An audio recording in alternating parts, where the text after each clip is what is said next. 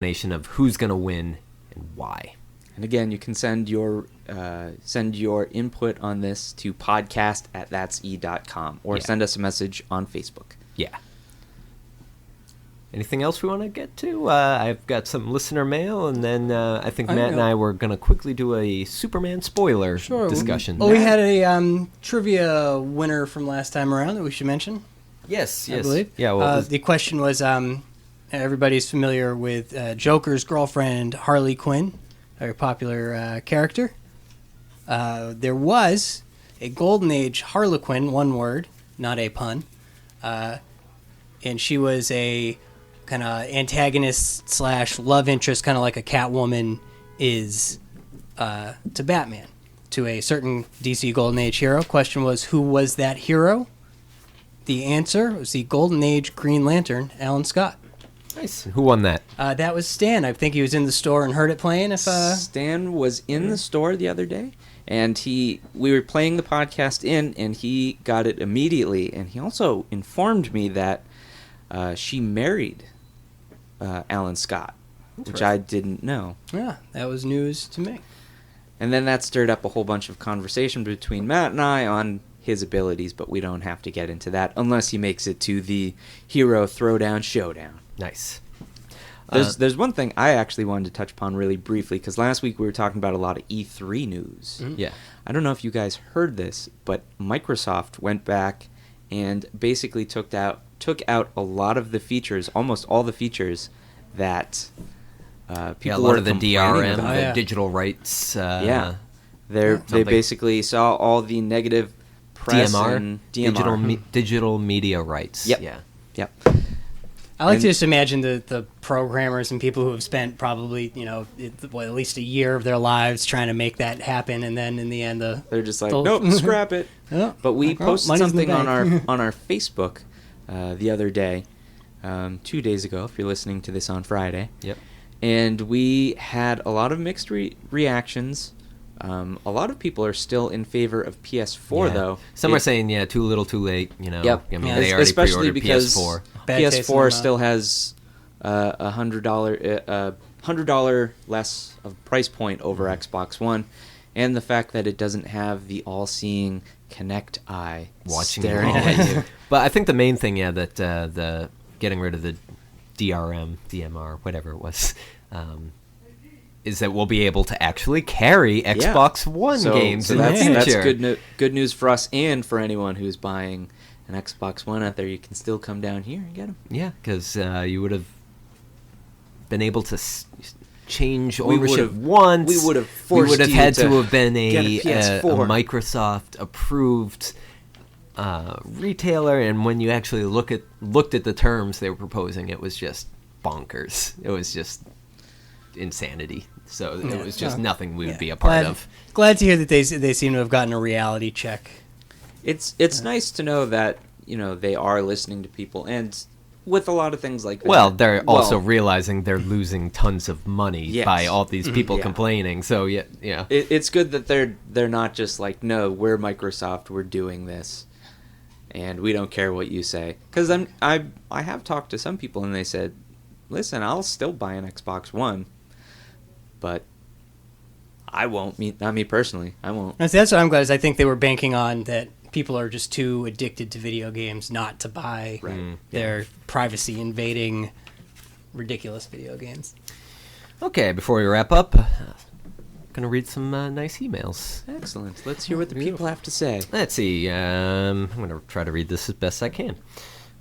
This one is from Chris. Let's see. Hey, guys. That's us. Hi. Yet again, the podcast makes my Sunday night. Every episode makes me want to get out there and find more hidden gems. Though I have yet to hear about a DC title selling the most copies. Boom, I'm going to go out on a limb by saying Superman Unchained this week. So he was saying he thought Superman Unchained would be the number one seller. But no, it wasn't. It was not. It was just by one copy. Chris, crazy. If you had come in and purchased one copy, it would have been tied, and I'm sure we would have done he could have been something. holding back, hoping that he would win that copy. Quite possibly. He also, that's a little bit longer, he went over, a way that he thought we could do the super superhero bracket battle. That's a name. That's a good name too. But he basically said towards the end, in a battle of Namor versus Aquaman, he says Aquaman. So maybe we'll throw Aquaman into the mix too, and because I know I didn't pick Aquaman as my champions. I didn't put him in my bracket. I didn't put either Aquaman or Submariner in mine. Yeah, no aquatic ones. We can maybe have a special one. It'll be them. Maybe we can think of a third, and we'll throw them into World 2 Mario. Well, maybe it could also be kinda cool. maybe who knows? Maybe we could bump it up to 4 people fighting. And it'd be the 3 of us, and then the public, and whoever user submitted superheroes. We could have a special edition Hero Throwdown Showdown where we have to pick a fighting game like Capcom vs Marvel and use those characters and do a live recording of us playing. Well, there it is, guys.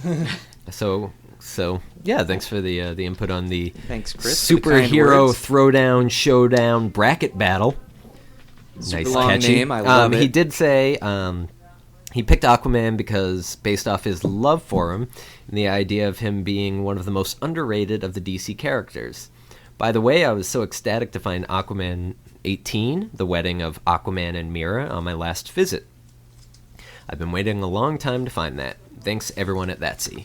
That's from Chris. Thanks, Chris. Thanks You're for very writing, Chris. welcome. I'm always glad to hear when people find those hidden gems, those issues that they've been looking for years. I put out a lot of back issues, and it's nice to know that sometimes they find a loving home, that somebody's been looking for them for their whole lives, and now Yeah. the match is finally made. Yeah, that's great. Yeah. Next one is from Matt. Not you, hopefully. Oh, maybe I wrote it in my sleep. I don't know. I don't remember. Hey guys, I've been listening to your podcast for a bit and I really enjoy it. Thank you. I'm a big Ninja Turtles fan as well as many other things. As for superheroes, I watch all the movies, play some of the video games, and do some research on them on Wikipedia.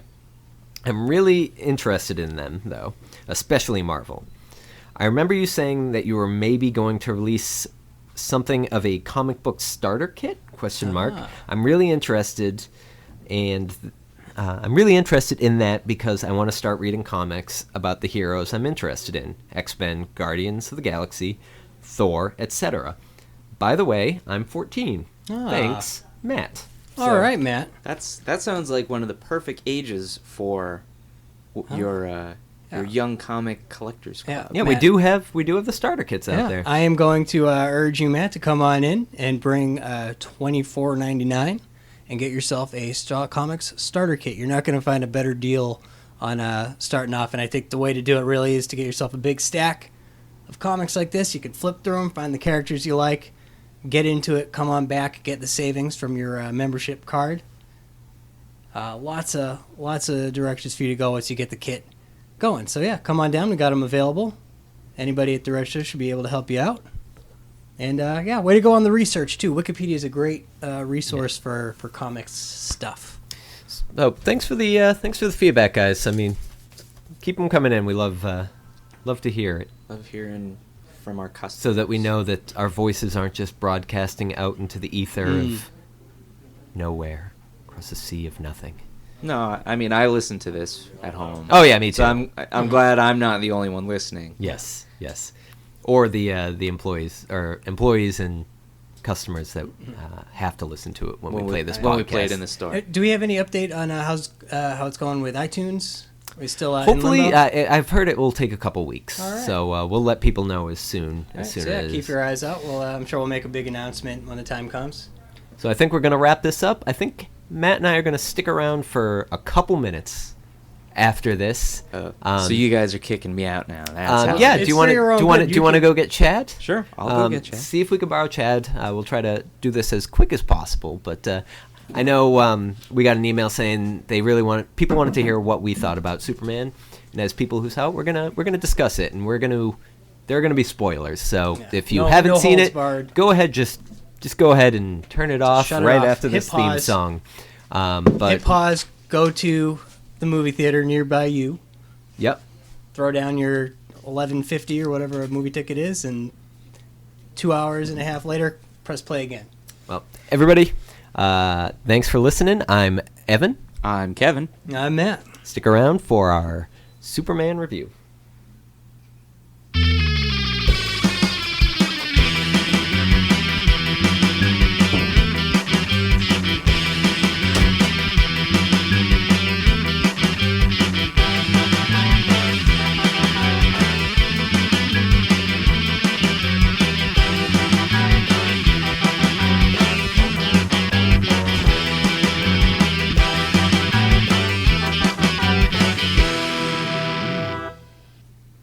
And we're back with some Superman spoilers and how what the That Sea crew who have seen the movie at least. We've got a special guest, Chad Julian here. He's our toy guy in the store. Well, the customers probably know him.